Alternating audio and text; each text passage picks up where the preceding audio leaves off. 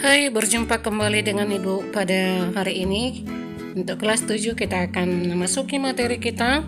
Kita akan masuk pada materi interaksi sosial dan lembaga sosial. Ikuti terus ya pembelajaran hari ini. Semangat anak-anakku. Oke, baik, kita akan masuk pada materi kita hari ini. Namun sebelum kita masuk pada materi kita, Ibu jabarkan dulu apa yang akan kita pelajari hari ini. Yang pertama kita akan mempelajari tentang fungsi lembaga sosial, kemudian contoh lembaga sosial, ciri-ciri lembaga sosial, kemudian pengaruh interaksi sosial pada lembaga, terus jenis dan macam lembaga sosial tersebut. Oke anak-anak Ibu, kita akan mempelajari satu persatu. Kita akan masuk pada pembelajaran di draft yang pertama, yaitu pengertian lembaga sosial. Baik, untuk pengertian lembaga sosial sendiri kita bisa artikan sebagai seperangkat norma yang saling berkaitan, kemudian bergantung dan saling terikat satu sama lain. Kemudian yang kedua kita bisa melihat dia sebagai seperangkat norma yang dibentuk, diubah dan dipertahankan sesuai dengan kebutuhan hidup masyarakat itu sendiri. Kemudian yang ketiga yaitu bahwa lembaga sosial bisa kita artikan dia sebagai seperangkat norma yang mengatur hubungan antar warga masyarakat agar dapat berjalan dengan tertib dan teratur. Kita lanjut pada fungsi dari lembaga sosial. Untuk lembaga keluarga sendiri fungsinya yaitu bisa mengatur perilaku seksual dengan membatasi siapa yang boleh dan siapa yang tidak boleh.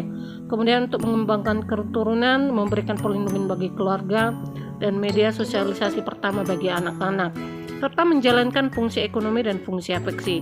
Sedangkan untuk lembaga pendidikan sendiri kita bisa melihat fungsinya dapat membangun karakter warga negara, memberikan bekal dan persiapan menghadapi masa depan, serta melestarikan kebudayaan dari generasi ke generasi berikutnya. Nah, sedangkan untuk contoh pada lembaga sosial kita melihat bahwa contoh lembaga sosial di keluarga, kita bisa melihat bahwa adanya KUA kantor urusan agama yang mempersiapkan pernikahan untuk membentuk lembaga keluarga itu sendiri. Sedangkan untuk lembaga pendidikan secara formalnya kita melihat adanya sekolah mulai dari SD, SMP, SMA sampai dengan perguruan tinggi. Sedangkan untuk lembaga agama dan lembaga pemerintah serta lembaga perekonomian, kita bisa lihat untuk lembaga agama sendiri ada masjid, gereja, dan pura, serta tempat-tempat ibadah yang lain. Serta untuk lembaga pemerintahan, kita bisa melihat adanya partai serta bentuk daripada parlemen. Sedangkan untuk lembaga ekonomi, kita bisa melihat CV, firma, dan bentuk-bentuk perusahaan dan badan usaha lainnya. Untuk syarat-syarat terjadinya interaksi sosial, kita bisa melihat adanya yang pertama kontak sosial. Nah, kontak sosial di sini dikatakan bahwa interaksi atau hubungan yang dilakukan itu ketika kita melakukan hubungan yang terjadi antara satu orang dan lebih dari satu orang melalui komunikasi yang dimaksudkan untuk mencapai tujuan masing-masing dalam kehidupan masyarakat.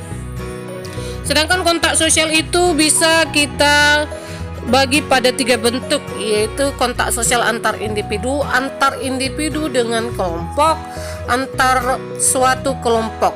Sedangkan ketika kita melihat bahwa syarat yang kedua yaitu komunikasi. Komunikasi itu adalah proses penyampaian pesan dari satu pihak kepada pihak lain.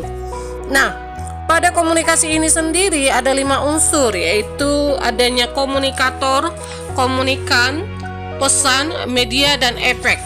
Yang dimaksud dengan komunikator adalah orang yang menyampaikan pesan kepada pihak tertentu, sedangkan komunikan adalah orang yang menerima pesan tersebut, sedangkan pesan sesuatu yang disampaikan, media alat penyampaian pesan, dan efek perubahan yang diharapkan ketika sudah mendengarkan pesan.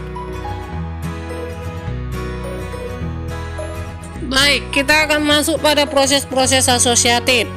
Proses-proses asosiatif itu meliputi antara lain yang pertama kerjasama, yang kemudian kedua akomodasi, kemudian yang ketiga asimilasi, dan keempat adalah akulturasi.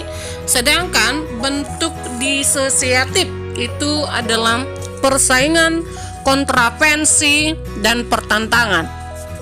Kita akan mempelajari satu persatu apa yang dimaksud pada proses-proses dalam bentuk interaksi sosial ini. Yang pertama adalah kerjasama. Kerjasama merupakan suatu usaha bersama antar individu atau kelompok dalam mencapai tujuan bersama.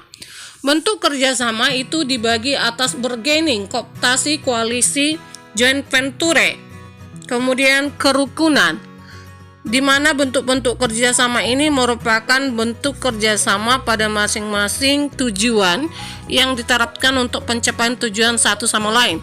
Sedangkan untuk akomodasi merupakan cara penyelesaian pertentangan tanpa menghancurkan lawan. Tujuan akomodasi itu berbeda-beda tergantung pada situasi yang dihadapi. Sedangkan untuk akomodasi itu sendiri terbagi atas bentuk koersi, kompromi, arbitrase, mediasi, konsiliasi, toleransi, stalemate, dan adjudikasi. Nanti kamu boleh mencari dalam proses googling istilah-istilah ini supaya bisa kamu lebih memahami. Kemudian untuk asimilasi itu merupakan cara-cara mengurangi perbedaan antara individu atau antar kelompok guna mencapai suatu kesepakatan berdasarkan kepentingan dan tujuan bersama. Faktor yang mempengaruhi proses asimilasi yaitu toleransi, kesepakatan yang seimbang dalam ekonomi, menghargai orang asing dan kebudayaan, persamaan unsur kebudayaan, perkawinan campuran, serta adanya musuh bersama dari luar. Sedangkan akulturasi adalah berpadunya dua kebudayaan yang berbeda dan membentuk satu kebudayaan baru dengan tidak menghilangkan ciri kepribadian masing-masing. Sedangkan untuk proses-proses disosiatif yaitu persaingan. Persaingan bisa kita artikan sebagai perjuangan berbagai pihak untuk mencapai tujuan tertentu. Ada dua tipe persaingan. Yang pertama persaingan bersifat pribadi, kemudian yang kedua adalah bersifat non-pribadi. Kemudian yang kedua adalah kontravensi. Kontravensi berada dalam taraf persaingan dan pertentangan. Kontravensi ditandai ketidakpuasan seseorang atau perusahaan tidak suka. Kemudian disembunyikan melalui kebencian dan keraguan atas kepribadian seseorang. Contoh, suatu kelas tidak setuju dengan rencana OSIS sehingga ketidaksetujuan itu menciptakan rasa tidak suka atau benci namun disembunyikan. Kemudian kita melihat pertentangan atau konflik. Pertentangan atau konflik merupakan suatu usaha individu atau kelompok sosial untuk memenuhi tujuan dengan cara menantang pihak lawan melalui ancaman atau kekerasan. Konflik dapat terjadi akibat perbedaan antara individu, pendapat, kebudayaan, kepentingan, dan perubahan sosial. Perbedaan ini akan memuncak menjadi pertentangan karena kita bisa melihat bahwa setiap individu atau kelompok itu masing-masing berbeda. Pertentangan pribadi, rasial, antar kelas, sosial, politik, dan internasional. Pertentangan inilah yang timbul mengakibatkan adanya keretakan, perseteruan kelompok, kehancuran harta benda, dan jatuhnya korban jiwa. Ibu harap untuk materi ini bisa kita pahami. Nanti kalau ada istilah yang masih belum kamu pahami, boleh kamu cari selebihnya untuk di searching di Google ya nak ya. Untuk penugasanmu hari ini nak, perhatikan untuk slide soal-soal di setelahnya ini, kemudian nanti jawab di Edmodo ya nak ya. Buat kunci jawabannya sesuai dengan nomor yang kamu temukan di Edmodo. Pengerjaan soalnya mulai dari soal yang ke-11 sampai dengan nomor soal yang 20 ya nak ya. Nanti dijawab itu diisi pada quiz Edmodo. Untuk mengklik jawabannya, tapi lihat soalnya di dalam video ini. Paham ya nak ya?